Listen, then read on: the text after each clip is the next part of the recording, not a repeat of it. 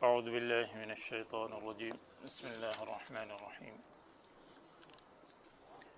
یمحق اللہ الربا ویربی الصدقات اللہ لا يحب كل کفار اثیم صدق اللہ العظیم۔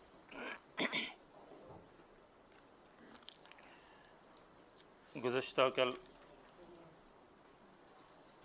آیات ربا کا ذکر چل رہا تھا، جس میں باری تعالیٰ نے ربا سود کے کھانے والوں کا جو انجام اور حشر ہے اس کو بتا دیا کہ آخرت میں ان کا حشر کیا ہوگا اور دنیا کے اندر کیا ہوگا۔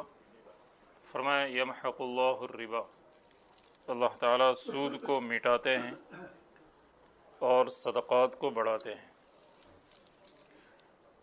اس کا ایک مطلب تو یہ ہے کہ اللہ تعالیٰ آخرت کے اندر اس کا اجر و ثواب عطا فرمائیں گے، اور دنیا کے اندر جو ہے اللہ تعالیٰ صدقے کی وجہ سے مال میں برکت عطا فرماتے ہیں، اور سود والوں کے مال کے اندر بے برکتی ہوتی ہے۔ اگر راہ خدا میں دینا ہو تو وہ تو ان کی جان ہی نکل جائے، اس لیے کہ وہ دوسروں کا خون چوسنے والے، دوسروں سے سمیٹنے والے، وہ راہ خدا کے اندر کیا دیں گے۔ تو اللہ فرما رہے یمحق اللہ الربا، اور میں نے اس کی مثالیں بھی آپ کو دے دی کہ دنیا کے اندر بھی ہم دیکھ رہے ہیں کہ جو سود سے مال لیتے ہیں ان کی بزنس کا کیا حال ہوتا ہے، اور ان کی پراپرٹی کا کیا حال ہوتا ہے کہ جو ہوتا ہے وہ بھی ہاتھ سے نکل جاتا ہے، اور اگر کہیں بڑھ بھی گیا ہے اور کسی کو زیادہ مل بھی رہا ہے تو اس کا یہ مطلب نہیں ہے کہ وہ خوشحال ہیں، بلکہ وہ ذہنی طور پر، دماغی طور پر، جسمانی طور پر نہ جانے اس کے اوپر کتنی پریشانی ہے جس کو ہم تصور نہیں کر سکتے۔ تو یہ اپنی جگہ پر ہے۔ بہرحال اس سلسلے میں ایک دو واقعات آپ کو سناتا ہوں کہ صدقے سے مال بڑھتا ہے۔ حدیث پاک کے اندر ایک واقعہ نقل کیا ہے، مسلم شریف کی روایت ہے، حضرت ابو ہریرہ رضی اللہ تعالیٰ عنہ راوی ہیں، فرما رہے کہ ایک شخص جا رہا تھا تو اس نے دیکھا کہ بادل سے آواز آ رہی ہے، اسقی حدیقۃ فلان، کہ فلاں شخص کے باغ کو سیراب کر۔ چنانچہ وہ بادل برس کر پانی جو ہے وہ بہتے ہوئے نالے سے جو ہے وہ اس کے جو ہے باغ کے اندر پہنچا۔ تو یہ شخص ابھی جو ہے اس کے پیچھے ہو لیا اور اس باغ کے اندر پہنچا، اور اس باغ کے مالک سے اس کا نام پوچھا اور کہا کہ کیا تمہارا معاملہ ہے کہ جس کی وجہ سے اللہ تعالیٰ نے تمہارے لیے انتظام کیا۔ تو اس نے کہا کہ میرا نام کیوں پوچھتے ہو؟ کہنے لگے کہ میں نے ایسے ایسے جو ہے وہ نام آپ کا سنا ہے۔ تو کہنے لگے بات یہ ہے کہ جو اس زمین سے پیدا ہوتا ہے اس کا 1/3 میں غریبوں کو دیتا ہوں۔ اس لیے آدمی کے پاس جو انکم اور جو آمدنی ہے، زکوٰۃ یہ تو کمپلسری ہے، اس کے علاوہ صدقہ خیرات جو ہے یہ بھی مال کا جو ہے وہ حق ہے، غریبوں کا حق ہے۔ تو بہرحال کہا کہ میں 1/3 جو ہے وہ غریبوں کو دیتا ہوں۔ تو کہا کہ اسی کی وجہ سے اللہ تبارک و تعالیٰ جو ہے میرے لیے انتظام فرما رہے، اسپیشل اس طریقے سے انتظام۔ تو یہ اور قرآن کریم کا واقعہ تو میں آپ کو سنایا تھا سورہ نون کے اور سورہ قلم کے اندر۔ تو اللہ تبارک و تعالیٰ جو ہے مال کو صدقے سے بڑھاتے ہیں اور سود سے گھٹاتے ہیں، بالکل یہ واضح اور اوپن چیز ہے۔ ایک واقعہ جو ہے کتابوں میں لکھا ہے وہ اس طریقے سے کہ اللہ تبارک و تعالیٰ کس طریقے سے روزی کا انتظام کرتے اس کو بتانا، اس کا تعلق ہے۔ بعض روایتوں سے پتہ چلتا ہے کتابوں سے کہ یہ صحابی کے ساتھ واقعہ پیش آیا، اور میں نے اس کو دیکھا بھی اور حوالہ بھی، اور بعض روایتوں کے اندر اور طریقے سے اس کو نقل کیا ہے۔ بہرحال واقعہ یہ تھا کہ ایک صحابی جو ہے وہ اپنی قضائے حاجت کے لیے جو ہے وہ باہر نکلے، یعنی رفع حاجت کے لیے، چونکہ دیہاتوں کے اندر جو ہے ویسے بھی جو ہے اس کے انتظام نہیں ہوتے ہیں۔ آج بھی بہت سے علاقے ایسے ہیں جہاں پر جو ہے دیہاتوں کے اندر انتظام نہیں ہوتا ہے۔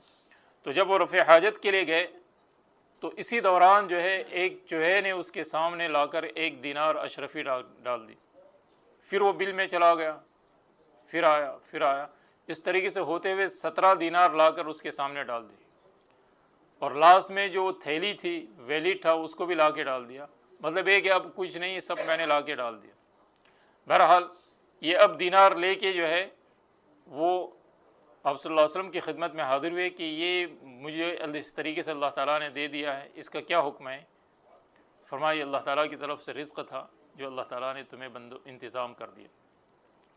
حضرت مولانا ذوالفقار صاحب نقش بندی فرما رہے ہیں کہ دیکھو اللہ تبارک و تعالی کس طریقے سے انتظام فرماتے ہیں روزی کا. تو وہ کہتے ہیں کہ دیکھو بلوں سے بلوں سے اللہ تعالیٰ انتظام کرتے ہیں. لیکن آج ہمارا حال کیا ہے؟ جو ہم کماتے ہیں سب بلوں میں جا رہا ہے. لائٹ بل، پانی بل، گیس بل، سب. اور جب لیٹر آتے ہیں نا تو اس وقت آدمی کا ذرا نا چوکنا ہو جاتا ہے کہ پتہ نہیں آج اس وقت اس مہینے کا کتنا بل آ گیا. تو یہ فرق ہے، ان کو بلوں سے ملتا تھا اور ہم جو کما رہے ہیں وہ سب بلوں میں جا رہا ہے. سمجھ رہے ہیں؟ تو اینی تو یمحق اللہ الربا ویربی الصدقات. اللہ تعالیٰ سود سے مال گھٹاتے ہیں اور صدقے سے مال بڑھاتے ہیں. اب چونکہ اوپر سود خوروں کا انجام بتایا تھا، اولئک اصحاب النار، جو جہنم میں ہوگے اور ہمیشہ ہمیشہ رہے گے. تو اب اس کے بالمقابل جو اہل ایمان ہے، اللہ کے احکامات کی پابندی کرنے والے ہیں، ان کے لیے اب انعام بھی ذکر کیا جا رہا ہے. ان الذین آمنوا وعملوا الصالحات، بے شک وہ لوگ جو ایمان لائے اور جنہوں نے نیک عمل کیے اور نمازوں کو قائم کیا اور زکوٰۃ ادا کی، ان کے لیے اجر ہے ان کے رب کے پاس. ولا خوف علیہم، ان کو نہ خوف ہوگا اور نہ وہ غم زدہ ہوگے. یا ایھا الذین آمنوا اتقوا اللہ وذروا ما بقی من الربا. چونکہ جس وقت یہ آیتیں نازل ہوئی سود کی، تو اس وقت جو ہے لوگوں کے اندر سودی کاروبار عام تھا، یعنی لوگ قرض دیتے تھے اور اس پر جو ہے وہ انٹرسٹ لیا کرتے تھے. چنانچہ دو قبیلے تھے، بنو ثقیف اور بنو مخزوم، یہ آپس میں سودی معاملات کرتے تھے. اب بنو ثقیف کے لوگوں کا کچھ سودی مطالبہ بنو مخزوم کی طرف تھا، اور بنو مخزوم مسلمان ہو گئے، اور اسلام لانے کے بعد اب سودی لین دین جو ہے وہ جائز نہیں تھا. تو اب گویا انہوں نے ڈیمانڈ کیا کہ بھئی ہمیں ملنا چاہیے. تو انہوں نے کہا کہ اب تو ہم اسلام کی وجہ سے قرآن کے اندر یہ حکم نازل ہوا، اب نہیں دیں. تو چنانچہ اس پر یہ آیت نازل ہوئی، یا ایھا الذین آمنوا اتقوا اللہ، اے ایمان والو اللہ تعالیٰ سے ڈرو، وذروا ما بقی من الربا. جب تک اس کے متعلق حکم نہیں تھا جو کر رہے تھے وہ تو شد آچ شد، لیکن اب آئندہ نہ سود لینا ہے نہ دینا ہے. وذروا ما بقی من الربا، اگر سود اور انٹرسٹ بنتا بھی ہے تو اس کو چھوڑ دو. اچھا، اب چونکہ تمہارا کیپٹل اس میں لگا ہوا ہے تو اب کیا کرو گے؟ وَإِن تُبْتُمْ فَلَكُمْ رُؤُوسُ أَمْوَالِكُمْ، اگر تم نے توبہ کر لی کہ آئندہ اس کاروبار کو ختم کرنا ہے، فَلَكُمْ رُؤُوسُ أَمْوَالِكُمْ، تو تمہیں تمہارا جو راس المال ہے، کیپٹل ہے، وہ تو ملے گا، لیکن اس کے اوپر انٹرسٹ وہ نہیں جائز. لیکن اگر وہ توبہ نہیں کر رہے ہیں تو امیر اور حاکم جو ہے وہ ان کا جو باقی جو مال ہے کیپٹل، اس کو بھی لے کر جو ہے وہ جمع کر دے گا خزانے کے. جیسے حکومتیں کیا کرتی ہے، لوگوں کے مالوں کو ضبط کرتی ہے، تو یہ حاکم کا کام ہوگا. تو توبہ کرنے کی صورت کے اندر تمہیں راس المال ملے گا. لا تظلمون ولا تظلمون، نہ تم کسی پر ظلم کرو اور نہ تم پر ظلم کیا جائے گا، یعنی جتنا حصہ ہے تمہارا وہ تمہیں مل کر رہے گا. آگے ظاہر ہے کہ کوئی آدمی قرض لیتا ہے تو اس کی کوئی مجبوری ہوتی ہے. اب مجبوری کی وجہ سے اس نے لیا ہے، تو اس قرض پر لینے کی وجہ سے بہتر یہ ہے کہ اگر وہ تنگ دست ہے، وہ ادا نہیں کر سکتا ہے، تو اسے مہلت دینا چاہیے، اور اس کی بڑی فضیلت بھی ہے. تو اللہ رب العزت فرما رہے ہیں کہ وَإِن كَانَ ذُو عُسْرَةٍ فَنَظِرَةٌ إِلَىٰ مَيْسَرَةٍ، اگر وہ مقروض تنگ دست ہے تو اسے مہلت دینی چاہیے، اس کو آسانی اور سہولت ہونے تک. لیکن یہ خون کے پیاسے مہلت تو کیا دیتے، اور اس کے اوپر جو ہے اس کے اوپر لگاتے رہتے، سود پر سود، انٹرسٹ بڑھاتے ہی رہتے. وَأَن تَصَدَّقُوا خَيْرٌ لَكُمْ، اور اگر تم اس کو معاف کر دو، بخش دو، یہ تو تمہارے لیے بہتر ہے. یعنی ایک تو یہ ہے کہ مہلت دے دو، یہ بہت اچھی بات ہے. اگر اس سے اعلیٰ درجہ کیا ہے کہ تم اس کو پورا کے پورا معاف کر دو، تو یہ تمہارے لیے. اور یہاں لفظ صدقہ استعمال کیا کہ اگر تم نے معاف کر دیا، یہ تمہارے لیے صدقے کے اندر ہی شمار ہو جائے گا.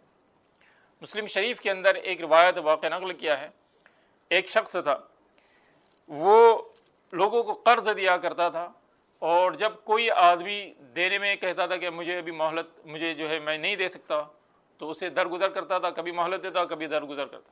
جب اس کے انتقال کا وقت قریب آیا، باری تعالیٰ تو عالم الغیب ہے، تو کہا فرشتوں سے کہ جا کر دیکھو اس کے پاس کوئی نیک عمل ہے. فرشتوں نے جب اس کا معاملہ یہ کر لیا تو پتہ چل گیا کہ وہ لوگوں کے ساتھ یہ برتاؤ کرتا تھا کہ لوگوں سے درگزر کرتا. تو باری تعالیٰ نے فرمایا کہ جب یہ بندہ ہو کر لوگوں سے درگزر کرتا ہے، جاؤ آج میں نے بھی اسے درگزر کر. کما تدین تدان، جیسے تم کرو گے تمہارے ساتھ ویسا ہی کرے گا کیا جائے. ہاں اگر ہم نے والدین کے ساتھ جو ہے بد اخلاقی سے پیش آئے، بے ادبی کی ہے، تمہاری اولاد تمہیں اس سے زیادہ بدتر تمہارے ساتھ سلوک کرے گی. یہ ہو کر رہے گا جو آدمی کرتا ہے اسے اس کا صلہ مل کر رہتا ہے. تو ان تصدقوا خیر لکم ان کنتم تعلمون. اب یہ آیات جو ہے وہ پوری ہو رہی ہے تو اخیر میں فرمایا جا رہا ہے واتقوا، ڈرو تم اللہ تعالیٰ سے. اور کیسے ڈرو؟ واتقوا یوما، اس دن سے ڈرو جس میں تمہیں اللہ تعالیٰ کے پاس لوٹانا ہے. اس لیے میرے دوستو ہمارا معاملہ دنیا کا نہیں ہے، ہم جو ہے ہمارا معاملہ آخرت کا ہے. مالک یوم الدین، وہ روز جزا کا مالک ہے. ہم اس کو روزانہ پڑھتے بھی ہیں لیکن ہمارا ذہن اس کی طرف نہیں جاتا ہے. تو اللہ فرما رہے واتقوا یوما ترجعون فیہ الی اللہ ثم توفی کل نفس ما کسبت، پھر پورا دیا جائے گا ہر نفس کو جو اس نے کیا ہے، وہم لا یظلمون، اور اس پر ظلم نہیں کیا جائے گا. تو یہ ربا کے اخیر میں پھر واتقوا والی تقوی والی بات وہ تو ہر جگہ پر ہے، لیکن اللہ تبارک و تعالیٰ نے فرمایا کہ جس کے دل کے اندر تقوی ہوگا پھر وہ چوں اور چرا نہیں کرے گا، اور اس کے اندر جو ہے وہ تلاش اور جو ہے راستہ تلاش کرنے کی کوشش نہیں کرے. آگے ایک اہم جو ہے معاملہ جس کا تعلق مداینہ سے ہے. مداینہ کہتے ہیں کہ کوئی آدمی ادھار کوئی معاملہ کرے تو ادھار معاملے کے اندر کیا کرنا چاہے. چونکہ ابتدا میں جس وقت یہ آیات نازل ہوئی تو لوگوں کے اندر عام رواج یہی تھا کہ وہ زبانی بات چیت پر معاملہ ختم کر دیتے تھے، لکھت پڑھت کا جو ہے سلسلہ نہیں تھا. تو فرمایا کہ کوئی معاملہ جب تم جو ہے وہ ادھار کر لو، ایک میعاد کے لیے کر لو، مہینے کے لیے، 2 مہینے کے لیے، 4 مہینے کے لیے، تو اسے لکھت پڑھ کرنا چاہیے. اور جب لکھت پڑھت کرو تو اس کے ساتھ ساتھ جو ہے وہ 2 گواہ بھی جو ہے وہ مقرر کرو، اس لیے کہ ہو سکتا ہے کہ کاغذات پر کوئی اعتبار نہ کریں، تو گواہ ہو گئے تو بات اور پرفیکٹ ہو جائے گی. پھر جب کوئی معاملہ نزاع پیدا ہو جائے گا 2 آدمی کے درمیان تو یہ لکھت پڑھت سے اور گواہوں کے ذریعے سے معاملہ جو ہے صاف ہو جائے گا. اس لیے فرمایا دین کے اندر اصل جو ہے وہ مدار معاملات کا ہے. ایک آدمی عبادات میں جتنے چاہے آگے ہوں، سمجھ رہے گی، لیکن معاملات سے فرق آ جاتا ہے. تو دین امانت داری، دیانت داری کا نام ہے. اس لیے حدیث پاک میں فرمایا لا دین لمن لا امانت له، وہ دیندار ہو ہی نہیں سکتا جس میں امانت داری نہیں. جو جھوٹ بولے، دھوکہ دے اور جو ہے وہ غلط دستاویز کے ذریعے سے لوگوں کا مال ہڑپ کرے، اس کو دیندار کس نے کہا؟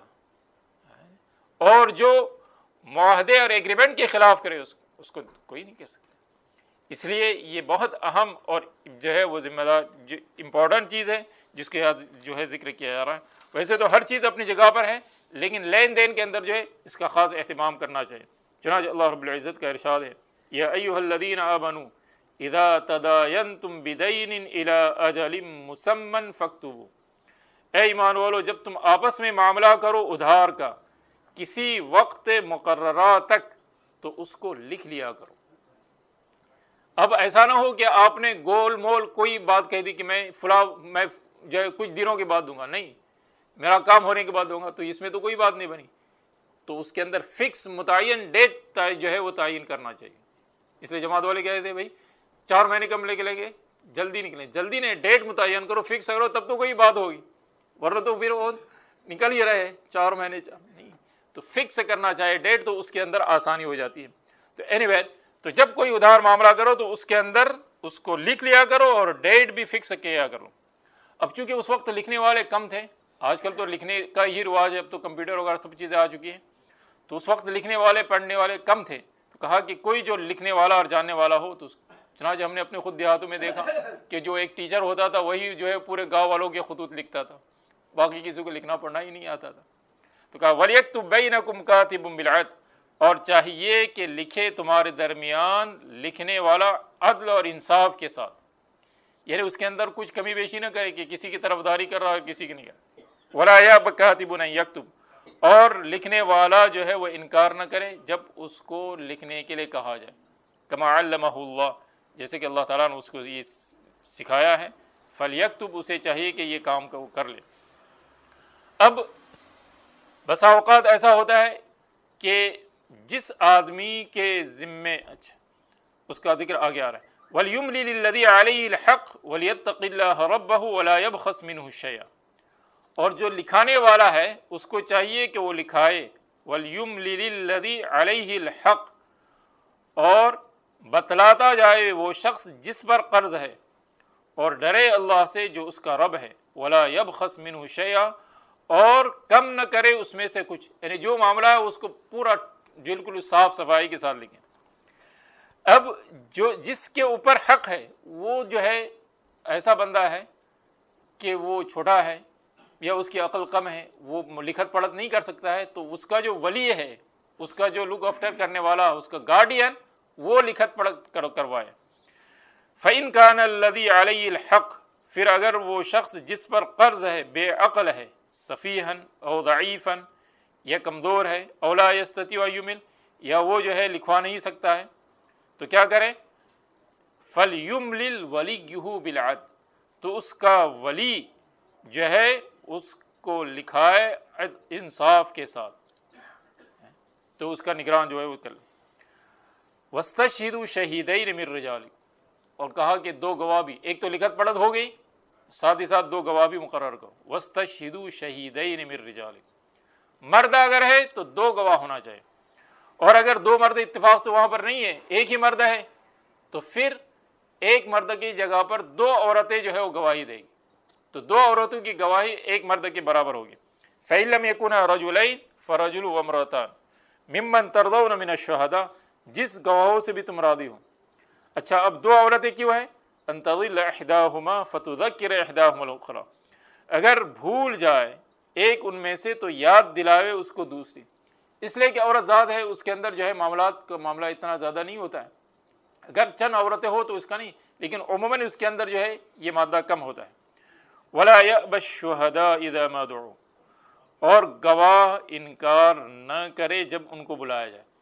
اب گواہ تو بن گئے، لیکن جب کوئی معاملہ مقدمے کے اندر آ گیا اور ان سے ان کہا جائے تو انہیں چاہیے کہ اس وقت جائے، تاکہ جس کا حق ہے اس کی حق تلفی نہ ہو، اس کے لیے جو ہمیں جانا چاہیے۔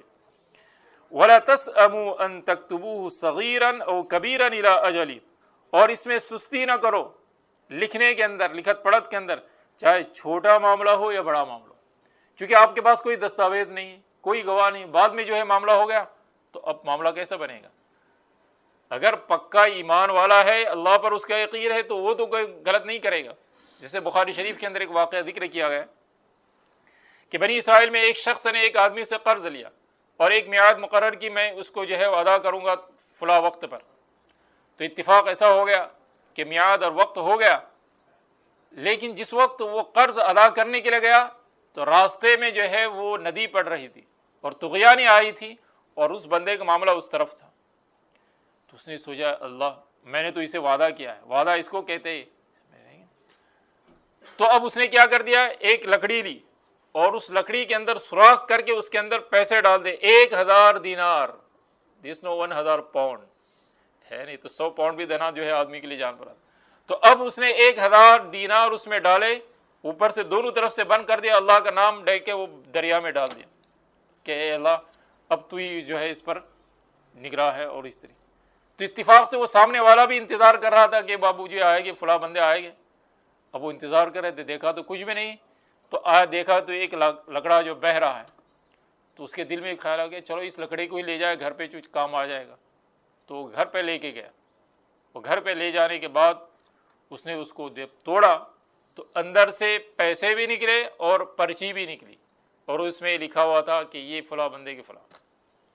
اب یہ معاملات ہو گیا، پھر کچھ عرصے کے بعد وہ بندہ جس نے یہ 1000 دینار بھیجے تھے تو اس نے سوچا شاید نہ بھی ملے ہوں، تو پھر اور وہ لے کر آ گیا کہ میرا تمہارے ساتھ پرامس تھا، اس کی وجہ سے، تو وہ پرامس کی وجہ سے اس وقت بھیج دیے، اور پھر کہ اگر نہ پہنچے تو پہنچانے کے لیے آ گئے۔ تو میں یہ عرض کر رہا تھا کہ جب وہ بندہ پہنچا تو اس نے کہا کہ یہ تو مجھے امانت پہنچ گئی تھی، اللہ تعالیٰ نے اس کا انتظام کر لیا، اب مجھے اس کی ضرورت نہیں ہے۔ تو اگر بندہ جو ہے پکا ہوتا ہے تو پھر اس کے بعد کسی کی چیز کو ہضم کرنے کی کوشش نہیں کرتا ہے، تو اس لیے کہا کہ لکھت پڑھت کے اندر سستی نہ کرو، ولا تسأموا ان تكتبوا صغيرا او كبيرا الى اجل ذلكم اقسط عند الله واقوم للشهاده وادنى الا ترتابوا، اس میں پورا انصاف ہے اللہ کے نزدیک اور بہت درست رکھنے والا ہے گواہی کو، اور نزدیک ہے تم شبے کے اندر جو ہے نہ پڑھو۔ تو دیکھیے کتنا صاف اور ستھرا جو ہے اصول ہمیں بتایا گا، الا ان تکون تجارتا حاضرتا، مگر یہ کہ آپس کے اندر تم دست بس دست کوئی سودا کر رہے ہو، تدیرونھا بینکم فلیس علیکم جناح الا تکتبوھا، تو پھر اس وقت لکھنا ضروری نہیں، اس لیے کہ یہ تو سامنے سامنے معاملہ ہو رہا ہے، لیکن اس کے باوجود گواہ اگر مقرر کر لو یہ بہتر ہے تمہارے لیے۔ واشہدوا اذا تبایعتم، اور گواہ کر لو جب تم سودا کر لیا کرو۔ ولا یضار کاتب ولا شہید، اور نہ نقصان پہنچایا جائے لکھنے والے کو اور نہ گواہ کو۔ اب مثلا آپ کو ضرورت پیش آ گئی وہ لکھنے والے کی یا ایک گواہ کی، تو اب بے وقت اس کو جو ہے وہ آپ اس کو خلل ڈال رہے ہیں، اس سے پہلے اس کو وہ اطلاع دے دو، کچھ کرو، اور پھر جب اس کو آپ نے گواہ کے دینے کے لیے بلایا تو اس کے جانے آنے کا اگر انتظام ہے، خرچہ ہے، تو وہ بھی اس کو دے دینا چاہیے۔ لکھنے والا بھی آپ سے اگر کچھ مانگتا ہے تو وہ بھی دینا چاہیے، یہ نہیں کہ آپ اپنا کام وصول کر رہے ہیں اور اس کے کوئی خیال ہی نہیں رکھ رہے۔ تو ولا یضار کاتب ولا شہید وَإِن تَفْعَلُوا فَإِنَّهُ فُسُوقٌ بِكُمْ، اگر ایسا کرو گے یعنی تم کاتب کو اور گواہ کو نقصان پہنچا رہے ہو، فَإِنَّهُ فُسُوقٌ بِكُمْ، یہ تمہاری طرف سے گناہ کی بات ہے۔ وَاتَّقُوا اللَّهَ، ڈرو اللہ تعالیٰ سے، وَيُعَلِّمُكُمُ اللَّهُ، اور اللہ تعالیٰ تم کو سکھلاتا ہے، اللہ بِكُلِّ شَيْءٍ عَلِيمٌ، اور اللہ ہر چیز کو جانتا ہے کہ تمہارے معاملات کے اندر کون سی چیزیں تمہارے لیے مفید اور کارآمد ہے۔ ابھی ایک مسئلہ اخیر کے اندر رہ گیا ہے، وہ ہے کہ سفر کے اندر آدمی ہو اور وہاں کاتب وغیرہ موجود نہ ہو، تو پھر اس وقت کس طریقے سے معاملہ کیا جائے، اور اس کے بعد اخیر میں سورہ بقرہ کی 3 آیتیں اور باقی رہ گئی، انشاءاللہ العزیز اس کو ہم اللہ نے چاہا تو کل پورا کریں گے۔ وآخر دعوانا ان الحمد للہ رب العالمین۔